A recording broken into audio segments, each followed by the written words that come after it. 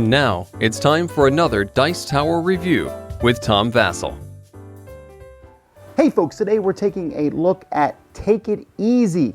Take It Easy is from Burley Games, and he is known for making abstract type games. One of my favorite games from him is Kamisato. Take It Easy is actually the precursor to Take It to the Limit, which I reviewed years ago. I love Take It to the Limit. Take It Easy is a smaller version of Take It to the Limit. They're essentially the same thing, kind of like a bingo style game. Not really a bingo, but like a multiplayer puzzle, maybe? Well, the easiest way to explain it is to show it, so let's do that.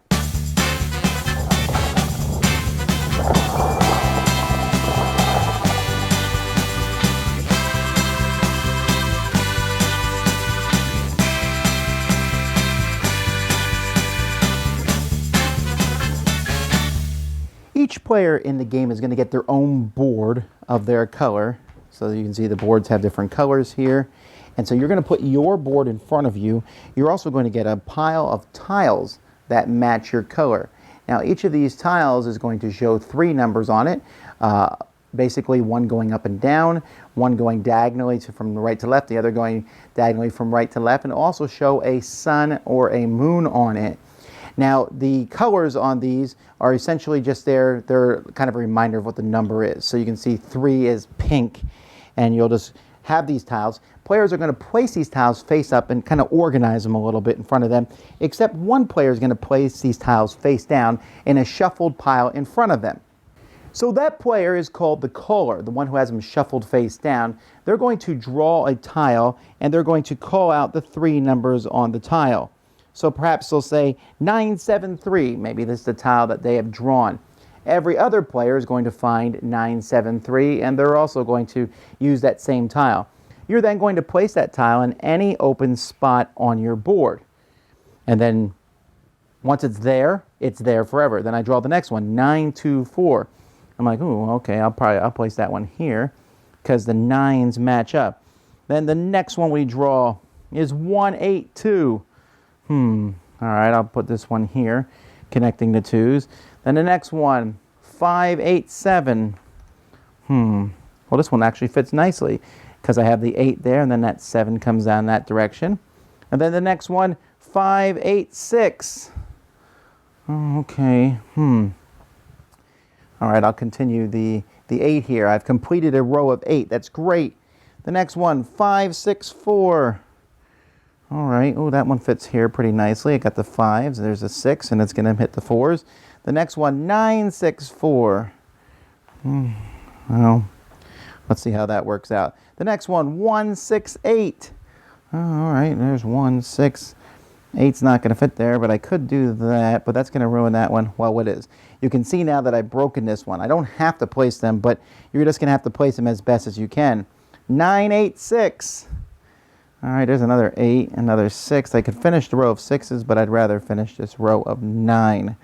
The next one, 563. Well, the 3 doesn't matter at this point. 6 I could finish, so I'm going to do that. But man, that's another 5. Let's try this one here. Then the next one, 573. Okay, well, I could finish the 3s, but then I won't do the 2. Or I could finish a row of 5s. I'm going to stick that one here. I think that one might work. The next one, 173. Well, let's try it here. The next one, 164. Oh, that fits in perfectly. Ooh, that one was a nice one for me to have drawn. 132. I could put, ooh, that also fits in nicely. 574. Ooh, that's another one that fits in nicely. Then I have 978. Well, 9's not going to go anywhere, so I'm going to stick it here. I'll stick it here. No. I'll stick it. All right. 532. Well, at this point, I'm ruining all sorts of things. The next one, 124. And then the last one, I have to put here. Well, so much for that. Okay, so then you're going to get points. So you can see I have a green row here. That's worth 7 points to me. Nope, this one's not complete. This one's not complete. This one's not complete. There's 2 points. This one's not complete. 9. This one's not complete. 5 and 5. Then going this direction, not complete, not complete, not complete, not complete, and 8. So I add my points together, and it's going to give me the multiplication of the number of tiles in a row by that. So for example, this is 1, 2, 3, 4. 4 times 9. That's going to be 36 points. So you'll probably need a calculator to calculate these out. That's a pretty good deal there. That's a lot of points. This one here is 3 times 7, 21. 1, 2, 3, 4, 5, 6, 7 times 5, 35. And that's how you score. Whoever has the most points is the winner. You can also play with variants. You'll notice that I mentioned the sun and moon tiles. You can get your biggest moonbeam in a row, or sunbeams. So you can see all these are moons. So that would be a moonbeam. Or having all suns in a row. That's another way to play this. Or you can also play that you have to put each tile down next to a tile that's already been placed. You can also play on the other side, the daffodil board.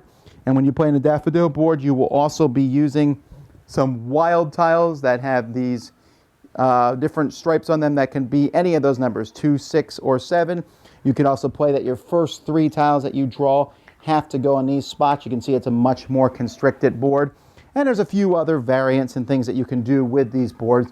But essentially, it's the same way. One player is going to draw a tile, call it out. Everyone else will play that same tile, and you see who does the best. I really like this game. And even though I think I like Take It to the Limit better, really the only difference is Take It to the Limit is a bigger board. This one's probably just as good because it is smaller and faster. I believe there's 19 tiles on the main board. Even fewer on the daffodil side of the board. This game is thinky. Now, I played through a very quick game as you saw me place those tiles. And this is the kind of game I think is interesting because you literally could play this game with like 1 million people at one time if you want it. You call out a tile and all 1 million people could take their tiles and put it on the board, right? And then once you place that first tile, everything that you do is going to be different than the other players. But the tiles are the same. I personally prefer to play with the moonbeams and sunbeams. I think that adds a little bit more thought as to where you put each tile. I know it's probably possible to make a perfect board. I haven't seen it done. I've made boards much better. The one that you saw there was kind of a throwaway one, and you saw it had a lot of missed lines. I've never made one that hasn't had at least 4 or 5 missed lines, but I can make the board look a lot nicer if I sit there and think about each tile. But you don't have to think that much about the tiles, right? You're drawing a tile and going, well, obviously this one looks like it goes here, or maybe 2 different places it can go in, and I like that. There's thought, but not too much thought.